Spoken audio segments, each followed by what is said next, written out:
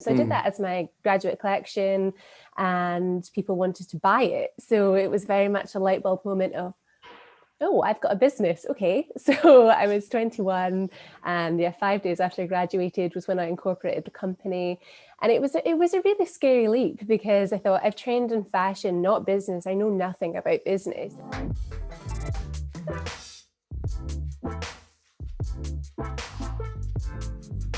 Hello everyone, I'm Michael Corrigan and this is the Journey Continues podcast where we speak to interesting individuals about how they've navigated the challenges in their lives. Our mission is not to provide advice, but it is 100% to provide insight into what our guests were thinking and feeling through these challenging times so you can cherry pick the information that resonates with you the most. Today's guest is Siobhan Mackenzie, an award-winning fashion designer from the Black Isle in the Highlands of Scotland. Her designs take inspiration from our Highland heritage and do so with a contemporary flair. Her designs have been featured in Elle and Forbes, to name a few, and she's also collaborated with Team Scotland in creating their attire for the opening ceremony of the 2018 Commonwealth Games. And today, we're going to explore Siobhan's journey and some of the challenges that she's faced. So, Siobhan, welcome. Thank you for being here. Hi, Michael. Thanks for having me. How are you doing today? I'm fine, thank you. How are you? Good, thanks. Cool. So let's kick things off then. So let's go to the start and how your journey began. So how did it all start? Where did the passion come from, and how did you start the business? My passion started at a really early age. It's so funny when I say to people, oh yeah, I've wanted to be a fashion designer since I was 10. And I think people think, really? But my great granny, she used to sew the most amazing patterns with sequins, embellishments onto jumpers.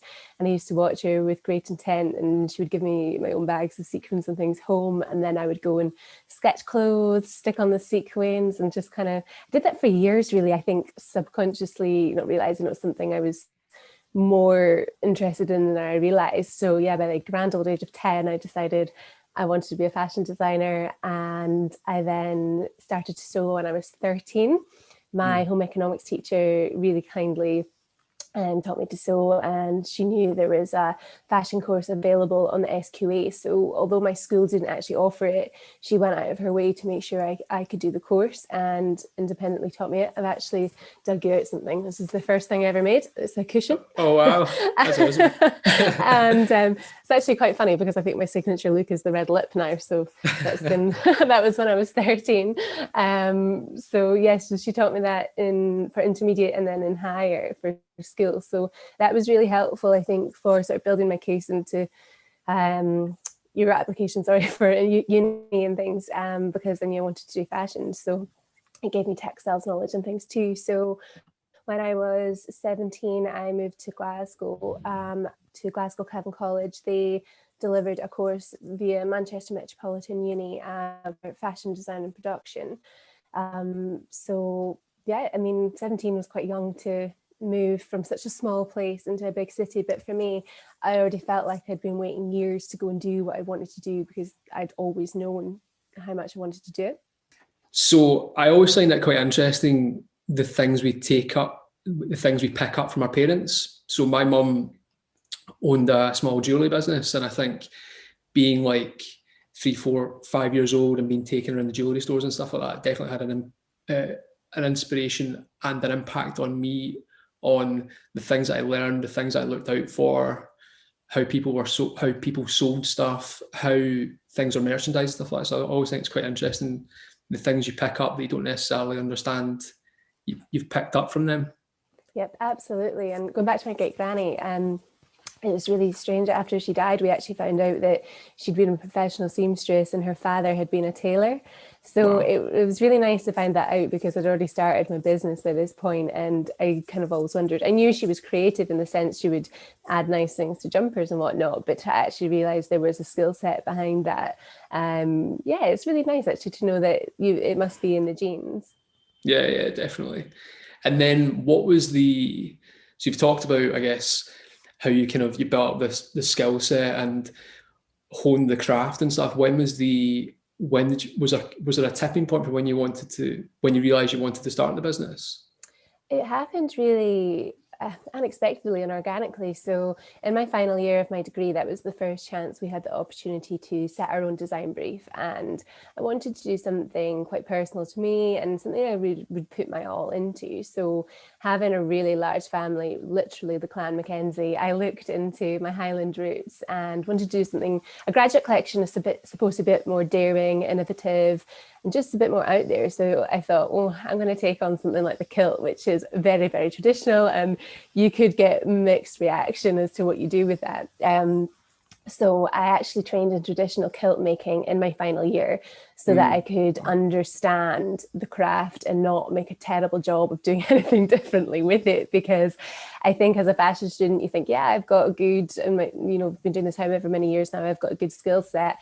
But when it's something like a kilt, which is a craft of its own, I'm so glad I did that, because I would never have actually had the knowledge and skills to take that on myself without having undergone some professional training. So yeah, I just experimented with different styles, and my most famous style would be the contrast pleat, where, for example, you take two materials, say a tartan and a complementing tweed, and every pleat alternates. So I did that as my graduate collection, and people wanted to buy it. So it was very much a light bulb moment of, oh, I've got a business. Okay. So I was 21, and 5 days after I graduated was when I incorporated the company.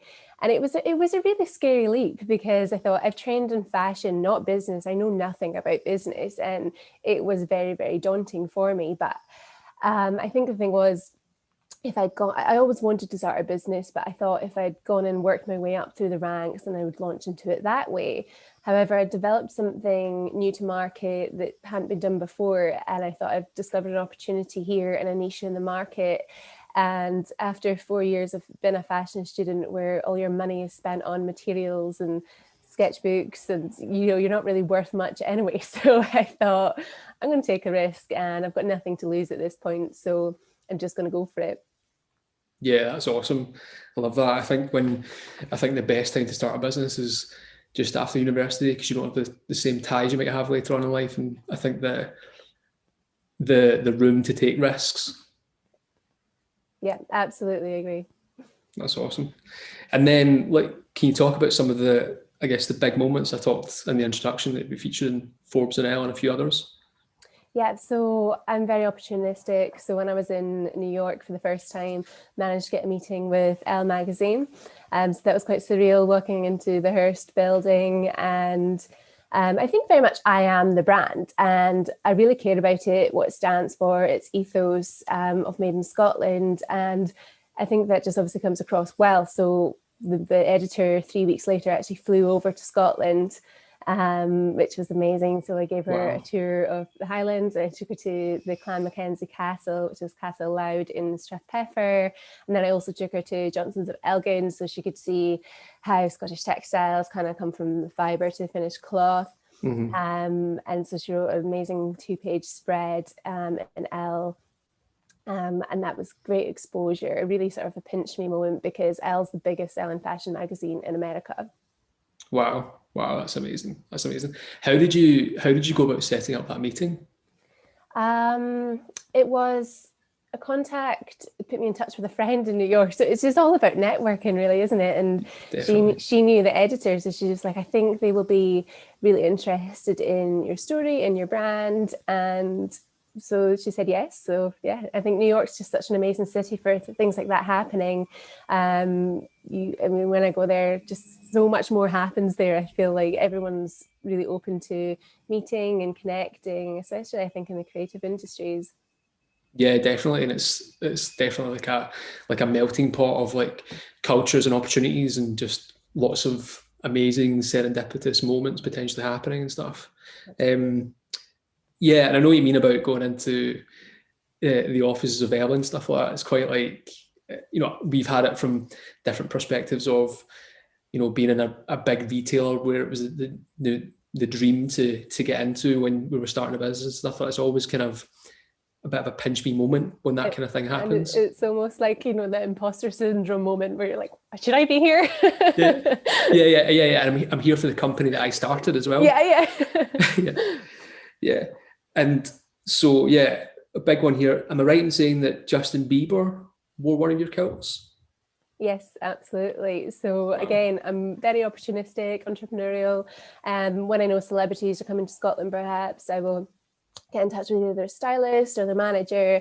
And to be honest, absolutely honest with you, 99% of the time you just flat out get ignored and never receive an email back. And that's fine, but I feel like you've got to be in it to win it. So I added Bieber's manager on LinkedIn of all things, but it's a networking site, that's what it's for. I added him on LinkedIn and just thought, this is what I do. If Justin wants a kilt for his gig, just let me know. And I never heard anything back. And then, to be honest, I didn't expect to. And then it was a Thursday evening and his gig was on the Saturday. And I just got a phone call about 11 o'clock at night saying, we're so sorry, we've just seen your message. JB's on your website, loves your kilts. Are we too late? Wow. And being an entrepreneur, I was nope, you're not too late. It's fine. Whilst kind of pedaling underneath, like, oh God, how are we going to do this? But yeah, we made it happen and my team made it happen. So it was really exciting. Yeah, I've got to go backstage at the Hydro and meet him and give him different options. And again, you don't even know if they're actually going to wear it. So we got to go and watch the show in the riser with his manager, and he did the first segment of his show, and then he went down into the stage and then just emerged back up wearing a kilt over tartan trousers and a tartan shirt. So he went for the triple threat. Triple whammy. Yeah. That's amazing. That's amazing. That must be a proper pinch me moment as well, standing at the side of the stage and seeing him wear it. Yeah, it's so surreal and amazing. I got amazing coverage and things out of it as well. But it's things like that. You have no control again over what celebrities then do with social media and things. So I feel like the opportunity could have been furthered had he been on social media at the time and kind of given the brand a little tag here or there. But he wasn't on social media at the time, so I feel like that could have blown it up way more than it did. But it's still got amazing press. Yeah. I remember seeing it actually. It was a lot of press actually, a massive reaction, which was amazing. And I guess like it's moments like that make the struggle, make the challenge worth it. Absolutely, yeah. The highs are so high. And it makes it worth all the emails that you send where no one responds. All of that. I think you've got to be in it to win it, and these opportunities don't come to you. You've got to go out and get them for yourself. Mm-hmm. So we spoke a wee bit about this before the podcast, but what would you say I know the answer, but what would you say your superpower is? Definitely perseverance. I think it's easy for people to look in and think that your journey has been relatively straightforward and easy, which isn't the case. I've had quite a lot of obstacles in my way with health and things, and I've always, since a young age, just totally pushed through it and believed in myself. I think that's the most important thing, is just continuing to believe in myself. I think if I didn't have that, I wouldn't be where I am.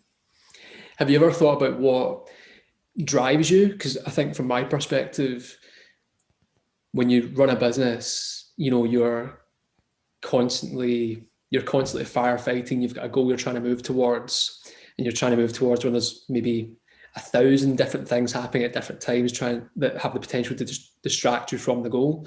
And for me, so I think for me, it's I feel a lot of energy when I can visualize something and see it and feel it, and I'm then drawn towards that thing. Have you ever thought about what it might be for you? I guess like moments like, being in the Elle office in New York, Justin Bieber wearing something you designed, they're amazing things that you can then recall upon and remember that and then take energy from that. I think what drives me is that I really do care about what I'm doing and the sustainable aspect of what I do using Scottish textiles, Scottish manufacturing, really sort of nurturing traditional craftsmanship, but in a more innovative way. My sort of argument is always Scotland provides textiles for some of the world's top fashion houses, Chanel, Burberry. So we absolutely have the potential, if we have those world-leading textiles on our doorstep, to create world-leading brands. And I feel like there's typically this myth of, to make it in fashion, you can't be living in Scotland, you have to move to London. And I think technology and the internet especially kind of is breaking down those barriers. And I really want to show the best of Scotland to the world as a brand, and what we have, this craftsmanship and the skill sets that we have here. And I think that is what drives me, is that I do believe in what I do. I have integrity and it has purpose. Yeah, and I guess you feel a sense of responsibility as well because of the heritage and wanting to showcase it to the world. Yeah, absolutely.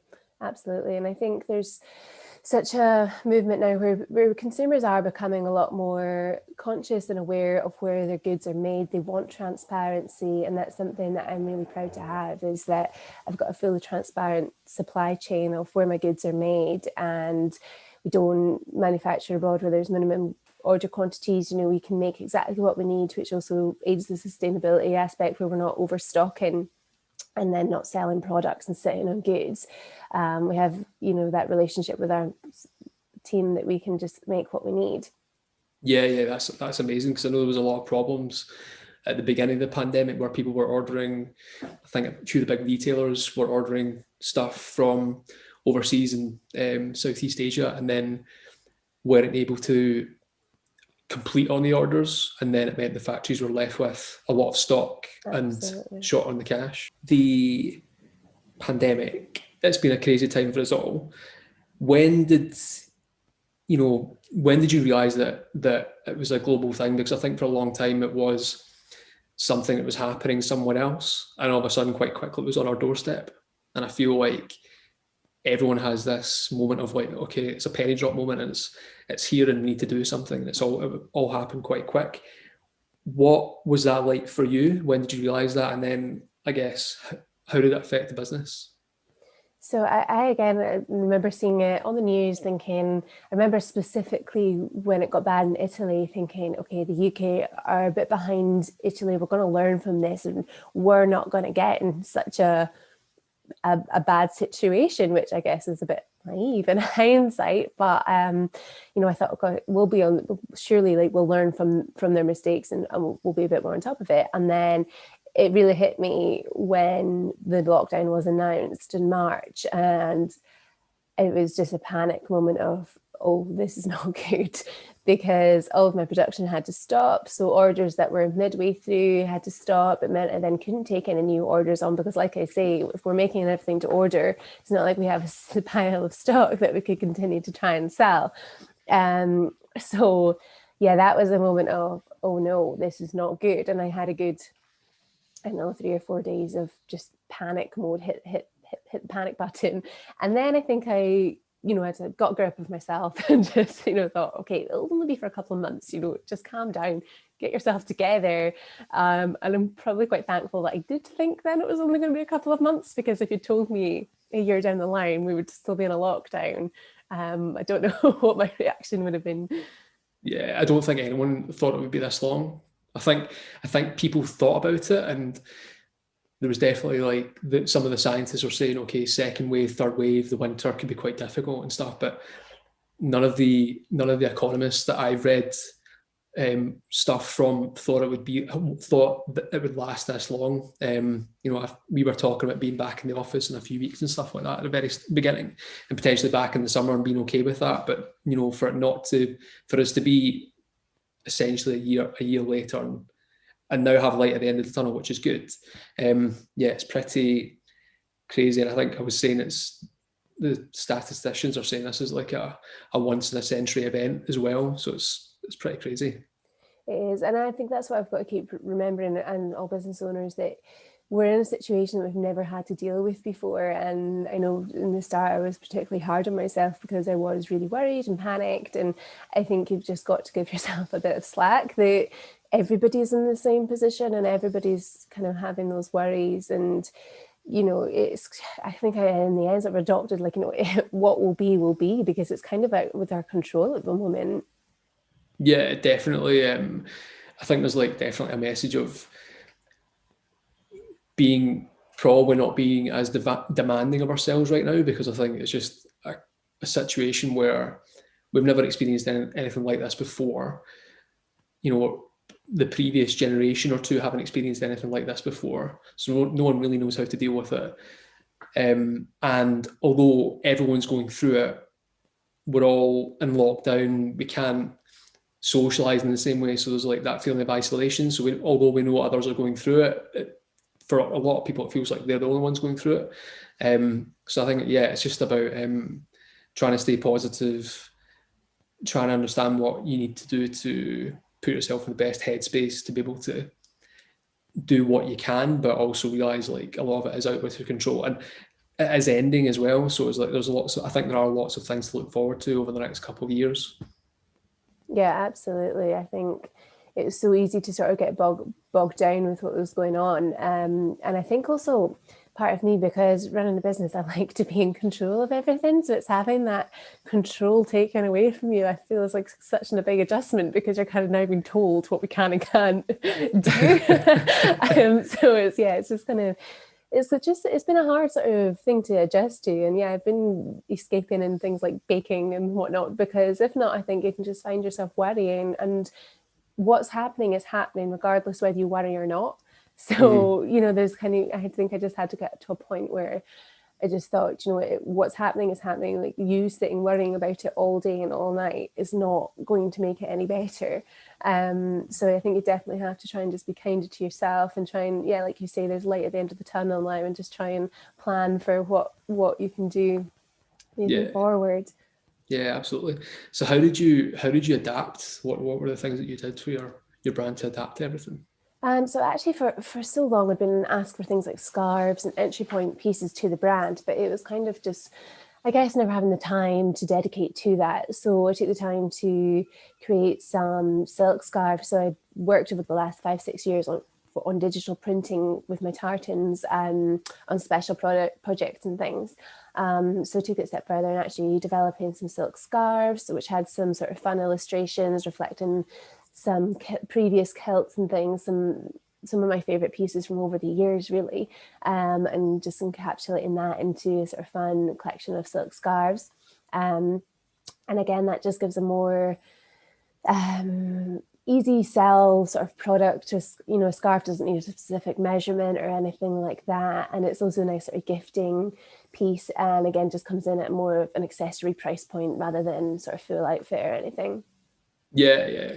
And I think we were kind of talking before this about, they're really lovely designs. I think, it'd be perfect for I can see it in Harrods and T5 and Heathrow when people are traveling, and I can see it being the perfect thing for that kind of environment. Yeah, absolutely. It's such an easy thing to sort of just pick up, like you say, from an airport, nice store or something. It's just nice and small and compact as well. It doesn't take up too much space in your luggage. Awesome. And then what are the next steps then for you post-COVID? Like, what are you going to do? So I've been working on a digital atelier idea where you could build your full outfit and customize each element yourself via my website. So it sort of involves scanning in the textiles and things like that. And because my kilts and my outfits aren't traditional, it can be sometimes quite hard for someone who's only ever seen a traditional piece to visualize the possibilities and what could be done. So by putting the design process into the customer's hands, it's going to give a much more slick customer experience and journey where they can play about with as many options as possible.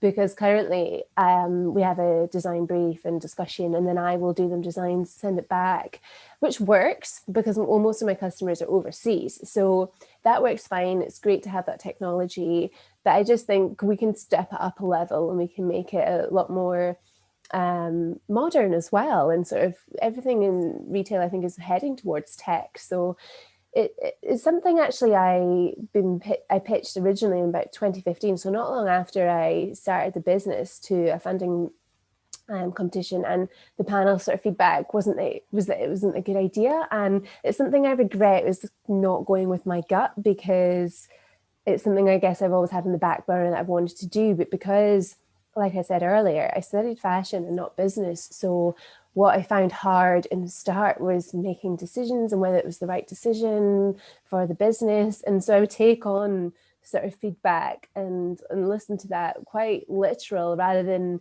taking it on but still going with my gut. So that's something I regret not doing sooner, because I feel like had I had that in place, maybe I would have been able to continue the sales a bit better and things with COVID, with that sort of up and running. But it's something I'm going to now, and I think it'll really transform the bespoke side of the business. So I'm really excited about it.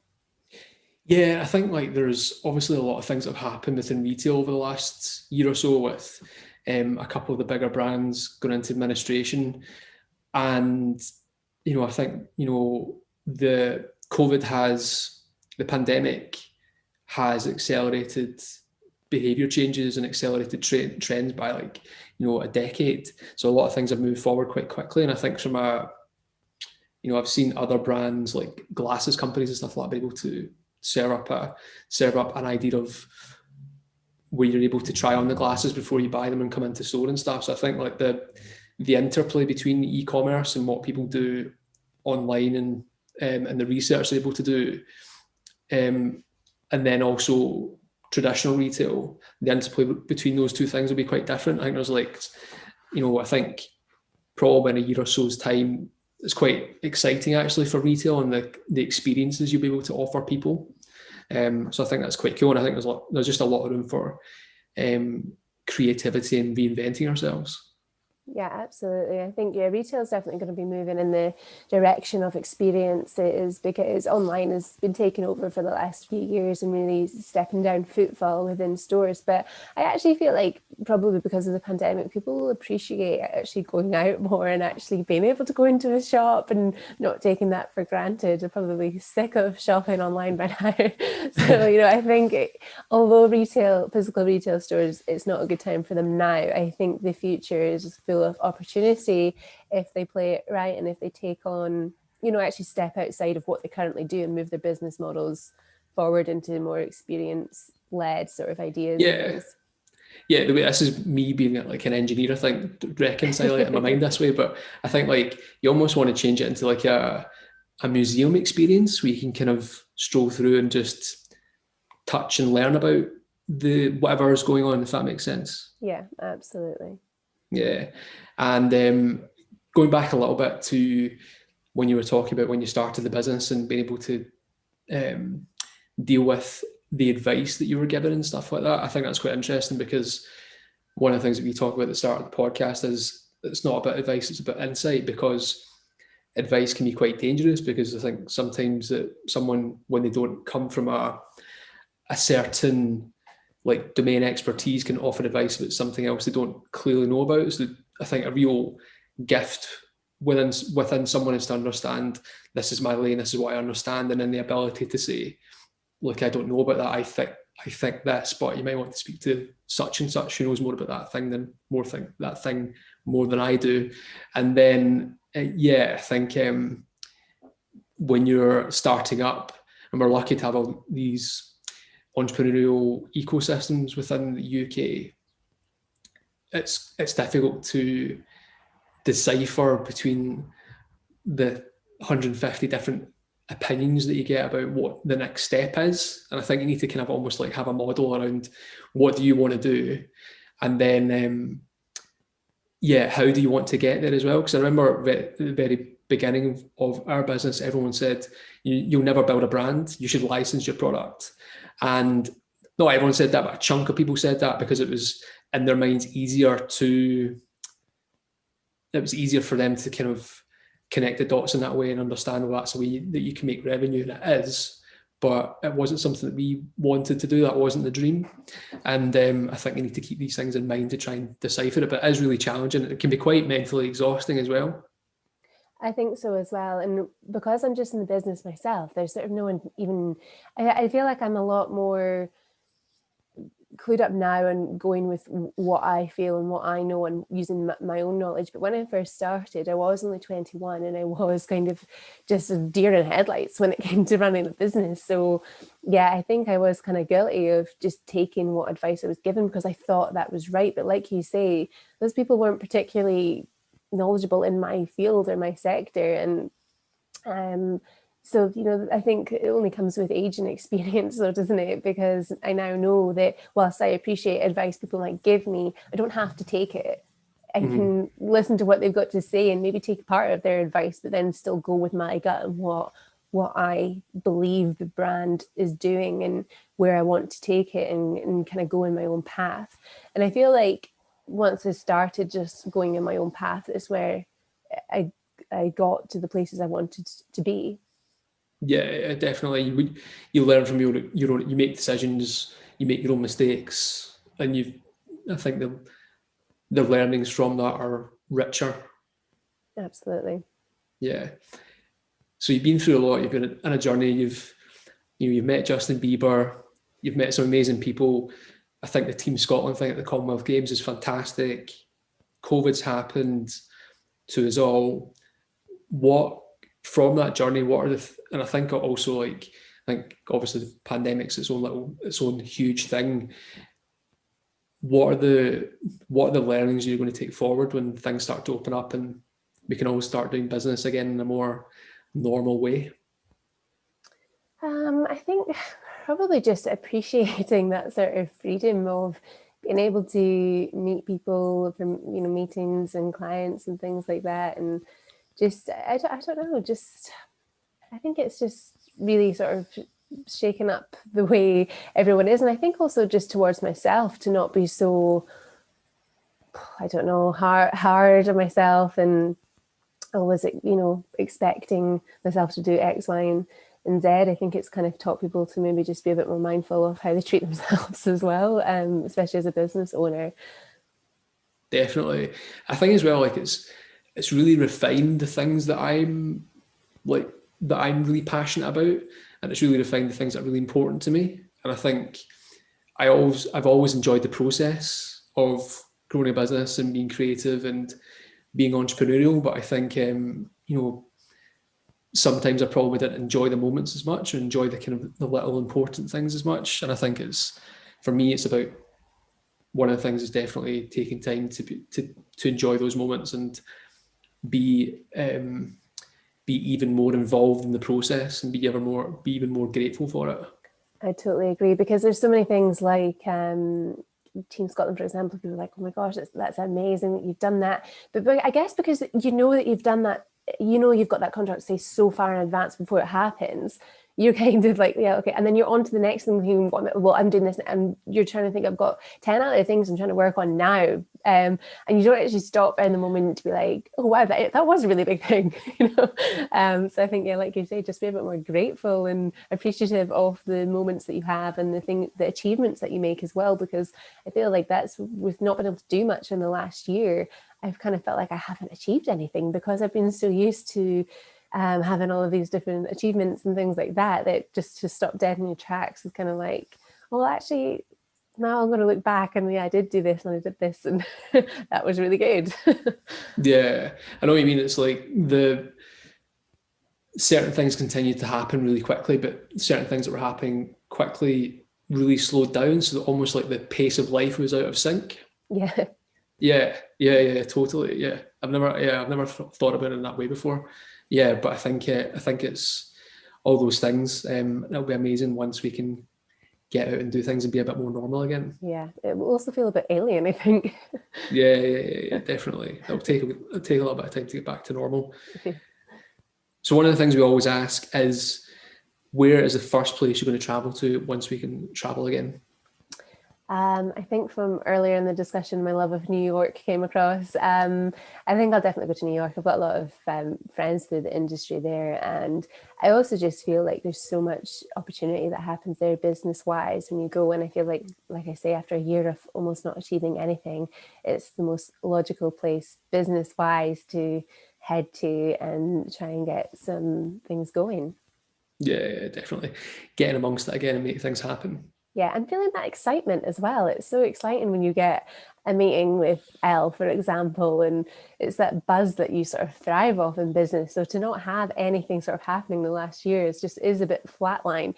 So I think, to get that buzz back and get those exciting meetings in, it's good. Yeah, definitely. I think there's definitely a buzz you get from being anywhere, being in the city and pacing the streets and just making things happen, chapping doors and getting meetings. Absolutely. Cool. Awesome. Well, thank you so much, Siobhan, for being here. No problem at all. Thanks for having me. Thank you.